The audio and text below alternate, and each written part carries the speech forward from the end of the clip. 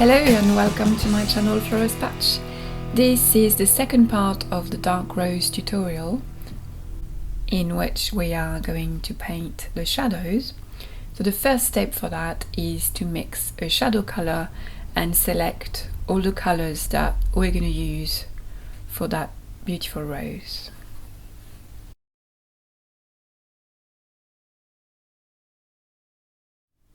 For this, I'm going to use a method that I created a few years ago that I called harmonic shadows. And the idea is that painting the shadows with colors that have nothing to do with the final colors of the subject doesn't work because the colors in the shadow mix clash with the final colors, and also you're introducing more colors than you need to.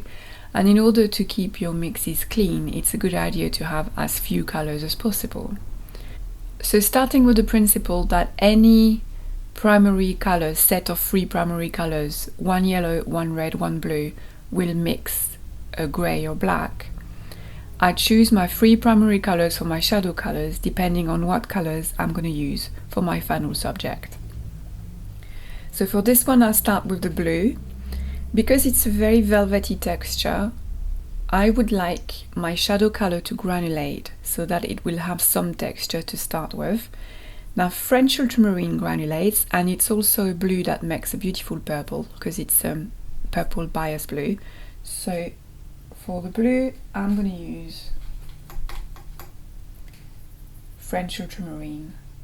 For the red I have several choices because there's going to be several reds in the flower, but I want my shadow color to be very dark so I don't have to paint 3 layers of it. So I'm going to go with Perilene Violet, which is this color.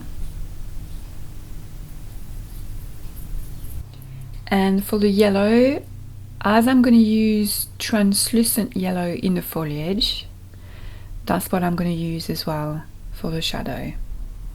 So this one is actually nickel azo yellow because it's a Daniel Smith, but other brands call it translucent yellow or transparent yellow. So with these 3 colors, I am making my shadow color.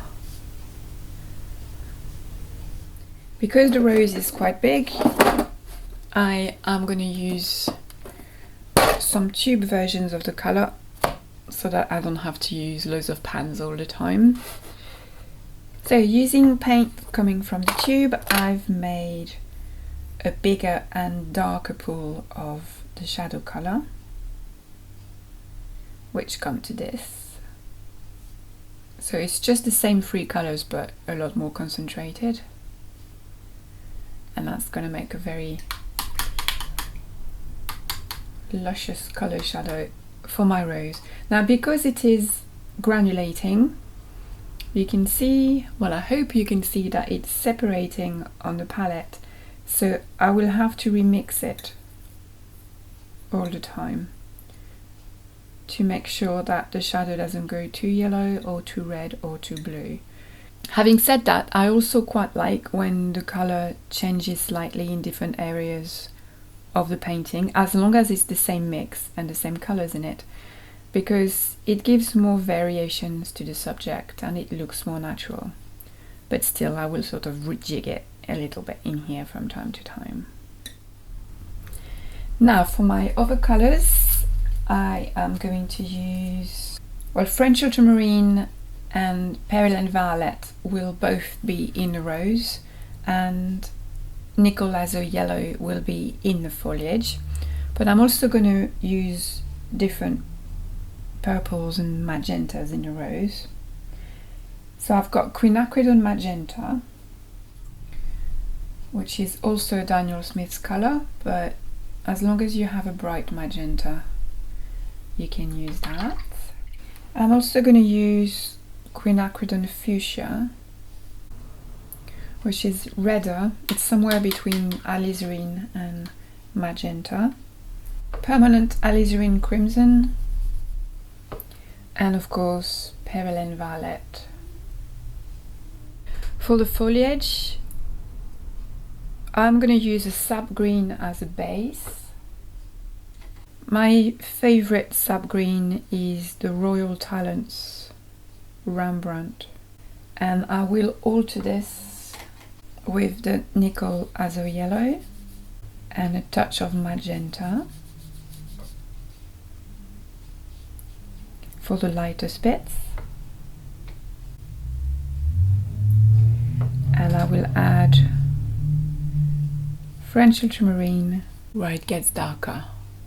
Right, so as far as I can see, these are all the colors I'm going to need for this painting. As always, my plan is adaptable, so if I find that any of this isn't necessary, I won't use it, and equally if I found that I've forgotten something and another color would look nice in there, I will add it and make sure to let you know. Now I'm gonna go and change the water in my water pot to have some clean water and start painting the shadows. See you in a minute.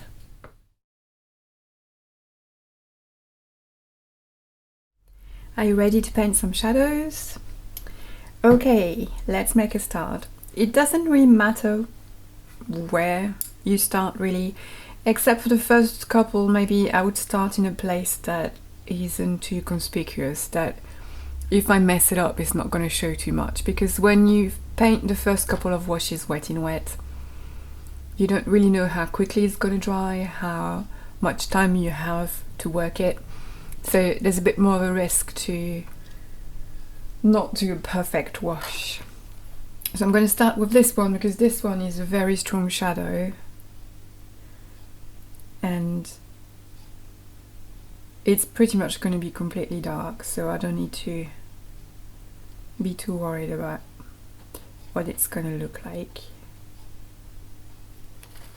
And I've set up my workspace with the tone study in front of me so I can follow the map that I've created.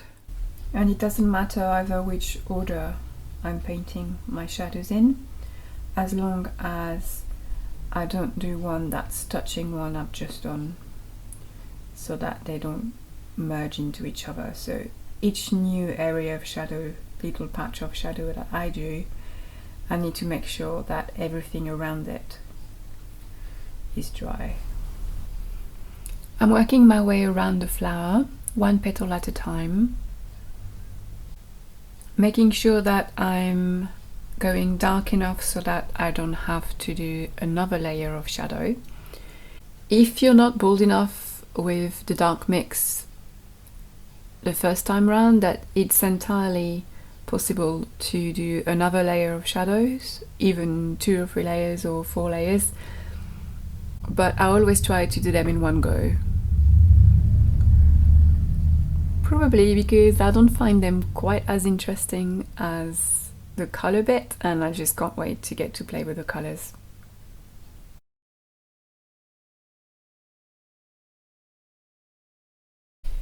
The shadows on the rose are finished, so I'm ready to start the shadows on the leaves. Now that's going to be a lot quicker because I'm going to do half a leaf at a time, and I'm going to use much bigger brushes.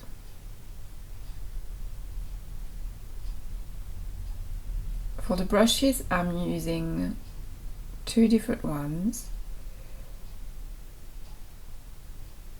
The Pro Arte ProLen Plus Series 007, which is a synthetic that is quite stiff and has a lot of spring.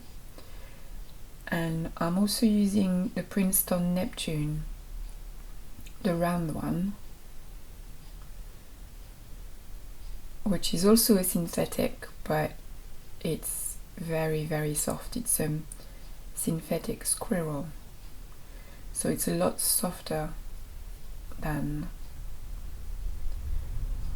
the Proline and the Proline Plus. It carries a lot more water, a lot more pigment, but on the other hand it gives a bit less control. So where I want more control, I'm using the Pro Arte, where I just want to focus on carrying a lot more pigment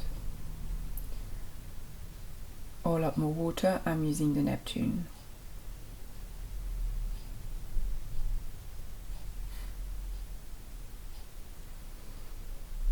So again, I've got my tone study in front of me and I'm using it as a map. The shadow mix is the same as the one I used for the flower, which is French ultramarine, Pearland violet and nickel azo yellow. I'm leaving a dry area, a dry line in between the two halves of the leaf, and that's going to be the central vein. Always drench the paper in water when you work wet in wet, especially these are quite large areas I'm painting, so they're going to dry fairly quickly. If I don't put enough water on there, I'm going to get caught out and I'm going to end up with nasty backgrounds all over the place and hard lines where I don't want them.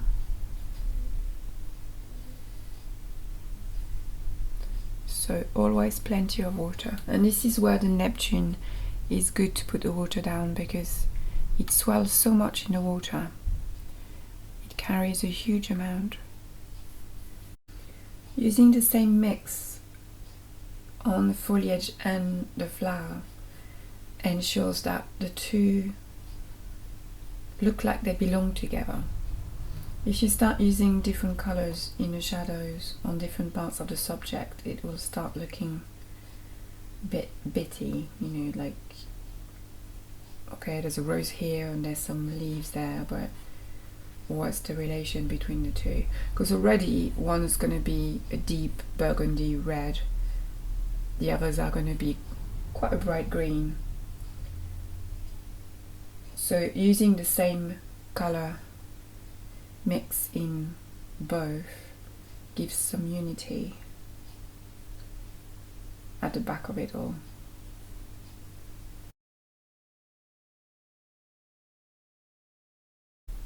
The shadows are now all painted, so I have in effect what is called a grisaille painting, which is a monochrome version of the painting with my shadows put in grey. So the next step will be to put on the colors, but that's for the next video. Thank you very much for watching my video. I hope you enjoyed it. If you did, please like and subscribe. It helps me out a lot because it puts me up in the ratings. And I'll see you soon on Florist Pat channel for the third and last part, which is going to be putting on the colors on the Souvenir du Dr. Jamin. Thank you, bye!